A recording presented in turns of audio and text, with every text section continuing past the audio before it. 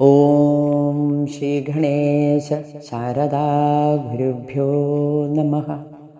ഓം ശ്രീ നാരായണ പരമഗുരവേ നമഃ. നമ്മുടെ സത്സംഗ് ഗ്രൂപ്പിലെ എല്ലാ സുഹൃത്തുക്കൾക്കും നമസ്കാരം. നമുക്കിന്ന് ശ്രീ നാരായണ ഗുരുദേവൻ്റെ ആത്മോപദേശ ശതകം എന്ന ദാർശനിക കൃതിയിലെ 62ാമത് ശ്ലോകമാണ് പഠിക്കേണ്ടത്. ശ്ലോകമൊന്ന് വായിക്കാം. പരവശനായി പരതത്വം എൻ്റേതെന്നോർ കരുതരുതെന്നു കതിപ്പതൊന്നിനാലെ വരുമറിവേതുവരാ കതിപ്പതാലേ പരമപദം പരചിന്ത ചെയ്തിടേണം.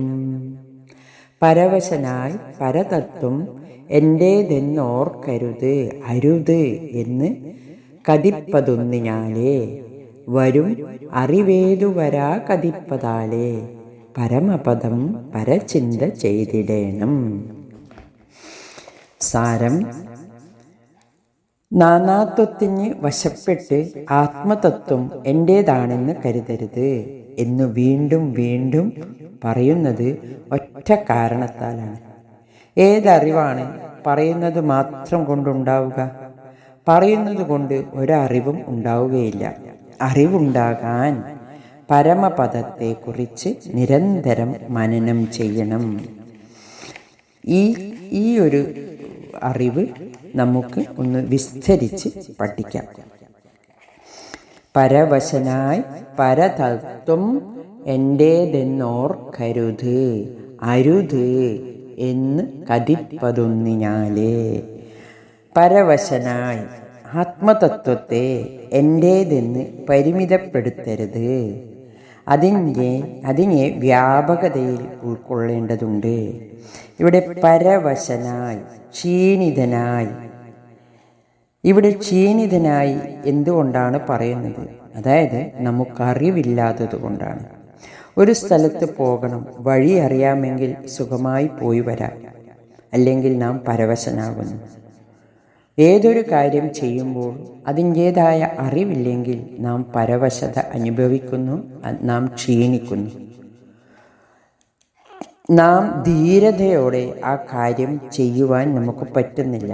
അറിവുണ്ടെങ്കിൽ, നമുക്ക് ഏതൊരു കാര്യത്തെക്കുറിച്ചുള്ള അറിവുണ്ടെങ്കിൽ നാം ആ കാര്യം വളരെ ധീരതയോടെ ചെയ്യുന്നു. പരവശത അറിവില്ലായ്മ നമ്മളിൽ ഉണ്ടാകുന്ന ക്ഷീണാവസ്ഥയാണ്. അജ്ഞതയാകുന്ന അറിവില്ലായ്മയാകുന്ന അസുഖം പിടിച്ച മനുഷ്യൻ ബോധത്തെ നശിപ്പിക്കുന്നു. അറിവില്ലായ്മയാണ് ദൈന്യത, ദീനം, പരവശത. ഈ അറിവില്ലായ്മയിൽ നിന്നുകൊണ്ട് പരതത്വത്തെ, ആത്മതത്വത്തെ തൻ്റേതെന്ന് കരുതരുത്. പരവശനായി പരതത്വം എൻ്റേതെന്ന് ഓർക്കരുത്. പരതത്വത്തിൻ്റെ വിശാലത അറിയാത്തത് കൊണ്ടാണ് ചുരുക്കി എൻ്റേതാക്കി തീർക്കുന്നത്. എന്നുള്ളിലുള്ള ആത്മതത്വം തന്നെയാണ് അപരനെയും ഈ പ്രപഞ്ചം മുഴുവനും വ്യാപിച്ചിട്ടുള്ളത്. എൻ്റെ ഉള്ളിലെ ആത്മതത്വം തന്നെയാണ് അപരനെയും ഈ പ്രപഞ്ചം മുഴുവനും വ്യാപിച്ചിട്ടുള്ളത് എന്ന് അറിയില്ല. ആ അറിവില്ലാത്തത് കൊണ്ട് ആത്മതത്വത്തെ എൻ്റേതാക്കുന്നത്. അറിവാണ് ധീരതയുണ്ടാക്കുന്നത്. ഏത് കാര്യത്തിലും ധീരതയാണ് ആവശ്യം. വണ്ടി ഓടിക്കാൻ അറിയുന്നവൻ നന്നായി എവിടെ വേണമെങ്കിലും എത്ര സമയം വേണമെങ്കിലും വണ്ടി ഓടിക്കുന്നു, ഒരു ക്ഷീണവുമില്ല. അതുപോലെ ഏത് കാര്യവും അവനവൻ അറിയുന്ന കാര്യം അവൻ നല്ല ധീരതയോടെ ചെയ്യുന്നു.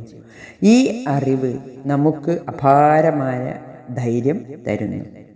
ഗുരു പറയുന്നു, പരവശനായി പരതത്വം എൻ്റേതെന്നോർക്കരുത്. കാരണം വരും അറിവേതുവരാ കതിപ്പതാലേ. വരും അറിവേതുവരാ കതിപ്പതാലേ. ഒരറിവും കതിപ്പതു, അതായത് പറയുന്നത് കൊണ്ട് വരില്ല. ഒരറിവും പറയുന്നത് കൊണ്ട് വരില്ല. വരും അറിവേതു. ഏതറിവാണ് നാം പറയുന്നത് കൊണ്ട് വരിക? പിന്നെ അറിവ് വരാൻ എന്തു വേണം? പരമപദം പരചിന്ത ചെയ്തിടേണം. ഞാനും ഈശ്വരനും രണ്ടല്ല എന്ന് ചിന്തിച്ചിടണം. തൻ്റെ അറിവ് തന്നെയാണ് അപരനുള്ളതെന്നും പ്രപഞ്ചത്തിലെ സകലതിലും വ്യാപിച്ചു കിടക്കുന്നതെന്നും ചിന്തിച്ചുറപ്പിക്കണം. അപ്പോഴാണ് ആത്മസാഹോദര്യം നമ്മിൽ ഉടലെടുക്കുന്നത്. ഇന്നത്തെ സാഹോദര്യം രക്തബന്ധത്തിന് അടിസ്ഥാനമായാണ് നാം അറിയുന്നത്. ശരീരബന്ധമാണ് കൂടപ്പിറപ്പുകൾ സ്വത്ത് സംബന്ധമായി തന്നെ അവർ പിണങ്ങുന്നു. കുടുംബ ബന്ധത്തിൻ്റെ നിരർത്ഥകത അപ്പോൾ നമുക്ക് മനസ്സിലാകുന്നു. കുടുംബത്തിലെ കൊടുക്കൽ വാങ്ങൽ ബന്ധം പണമുള്ള കാലം വരെ പിന്നെയില്ല. പണമില്ലാത്തവർക്ക് രക്തബന്ധമുണ്ടെങ്കിലും സ്വത്ത് കാരണം അവർ പിന്നെയും പിണങ്ങുന്നു. എന്ത് ബന്ധമാണിത്? അർത്ഥമില്ലാത്ത ബന്ധം. ഗുരു പറയുന്നു, ഒരു ബന്ധം, ദൃഢമായ ഒരു ബന്ധമുണ്ട്, ആത്മസഹോദര ബന്ധം. എല്ലാവരും ആത്മസഹോദരങ്ങളാണ്. ഒരാത്മാവിൻ്റെ വിവിധ ശരീരങ്ങൾ പേറി പ്രവർത്തിക്കുന്നവർ. ഈ അറിവിൽ നിന്നാണ് ആത്മസഹോദരങ്ങൾ ഉണ്ടാകുന്നത്. ഗുരുവിൻ്റെ സന്ദേശമുണ്ട്, സർവരും സോദരത്വേന വാഴുന്ന മാതൃകാസ്ഥാനമാണിത്. എത്ര ഭംഗിയുള്ള വാചകങ്ങൾ! എല്ലാവരും ഗ്രഹിച്ചാൽ എത്ര നന്നായേനെ. സർവരും സോദരരാണെന്ന് ആത്മതത്വത്തെ നാം തിരിച്ചറിയണം. എന്നിലും നിന്നിലും എല്ലാറ്റിലും കുടികൊള്ളുന്നത് ഏകമായ ആത്മാവാണെന്നറിയണം.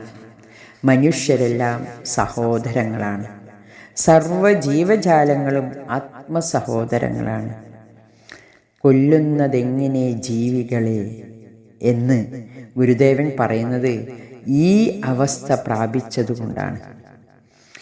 ഇന്ന് നമ്മുടെ ജീവിത മൂല്യം കുറഞ്ഞു വരുന്നു. മൂല്യമില്ലാതെ ജീവിതശൈലിയാണിന്നുള്ളത്. അതുകൊണ്ട് തന്നെയാണ് പലരും അച്ഛനെയും അമ്മയെയും കൊല്ലാനും മടിക്കാത്തത്. അച്ഛനും അമ്മയും മക്കളും തമ്മിൽ തല്ലി ഇല്ലാതാകുന്നു. സ്വത്ത് കാരണം, പണം കാരണം. അതുകൊണ്ട് ഗുരു പഠിപ്പിച്ച മൂല്യങ്ങളിലേക്ക് നമുക്ക് തിരിച്ചു പോകണം. ഗുരു ഉപദേശിക്കുന്നു, ആത്മബോധം തൻ്റേതാണെന്ന് ഓർക്കരുതരുതെന്ന് കതിപ്പതൊന്നിനാലേ വരും അറിവേതു വരാ കതിപ്പതാലേ. ഒരറിവും പറഞ്ഞതുകൊണ്ട് വരില്ല. അറിവ് വരാൻ പിന്നെ എന്താണ് വഴി? പരമപദം പരിചിന്ത ചെയ്തിടണം. പരമപദം പരിചിന്ത ചെയ്തിടണം. പരമമായ പദം, പരമമായ അവസ്ഥ, അത് എന്തു വേണം? നാം ഉള്ളിലേക്ക് നോക്കുക, നമ്മുടെ മനസ്സ് ഉള്ളിലേക്ക് വലിയുക. തന്നെ കൊണ്ട് ചിന്തിപ്പിക്കുന്ന, തന്നെ കൊണ്ട് പറയിപ്പിക്കുന്ന, തന്നെ കൊണ്ട് പ്രവർത്തിപ്പിക്കുന്ന ആ ആത്മചൈതന്യമാണ് പരമമായ പദം. പരമമായ പദം. ആ ചൈതന്യത്തെ വീണ്ടും വീണ്ടും അനുസന്ധാനം ചെയ്യുമ്പോൾ തൻ്റെ ഉള്ളിൽ നിറയുന്നതായി അറിയാം. ശരീരം പ്രകാശമാനമാകുന്നു. ഈ പ്രകാശം പുറത്തേക്ക് വ്യാപിക്കുന്നത് കാണാം. ഈ പ്രകാശമാണ് അറിവ്. ഈ പ്രകാശമായ അറിവ് മാത്രമേ ഇവിടെയുള്ളൂ. അണ്ഡകടാഹം മുഴുവൻ ഈ പ്രകാശം നിറഞ്ഞു നിൽക്കുന്നു. പ്രകാശസ്വരൂപമായ അറിവ് തന്നിലും പുറത്തും ഒരുപോലെ വ്യാപിച്ചു കിടക്കുന്നു. അവിടെ എൻ്റേതില്ല എന്ന് ഉൾക്കൊള്ളാൻ പറ്റും. പരമപദത്തെ പരിചിന്ത ചെയ്താൽ ബോധ്യമാക്കാം, ബോധത്തിലുണരാം. നിരന്തരം പരമചൈതന്യത്തെ പരിചിന്ത ചെയ്യാൻ ഗുരുകൃപ ഉണ്ടാവട്ടെ. ഹരി ഓം നമഃ ശിവായ.